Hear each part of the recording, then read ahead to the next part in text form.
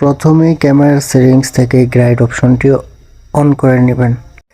এটি অন করার সাথে সাথে দেখবেন আপনাদের ক্যামেরায় এরকম 3টি লাইন চলে আসছে। আপনি যার ছবি তুলছেন, সেটা হোক ফুল বা মানুষ, সেটা যেদিকে তাকিয়ে আছে ঠিক সেদিকটায় আপনার জায়গা একটু বেশি রাখতে হবে।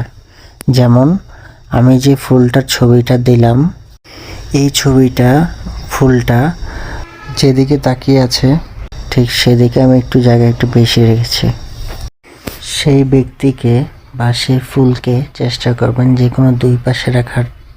যেমন এই ছবিতে দেখুন ফুলটি দুই পাশে আছে, এর আগের ছবিতেও ফুলটি দুই পাশে বা দুইটা লাইনের ভিতরে ছিল। এতে করে এক পাশে জায়গা বেশি রাখার যে ব্যাপারটা, সেটাও ফিল আপ হয়ে যাবে। একাধিক ফুল থাকলে রোটেট করে ছবি তোলাই ভালো, এতে করে খুব সুন্দর ছবি আসে। চেষ্টা করবেন যে কোনো একটা ফুলকে ফোকাস করতে, বাকি ফুলটাকে পাশে রাখবেন বা পেছনে রাখবেন। ফুলে একটা ক্লিক করবেন, তারপর ছবি তুলবেন, তাহলে ছবি অনেক সুন্দর আসবে। যে ফুলে ক্লিক করবেন বা যেই ফুলকে ফোকাস করবেন, ওই ফুলে একটা ক্লিক করে তারপর ছবিটা তুলবেন।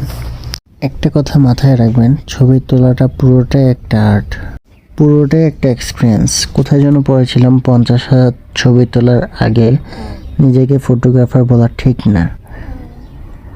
তখন বুঝতে পারিনি এই কথার মানেটা কি, বাট এখন বুঝতে পারি।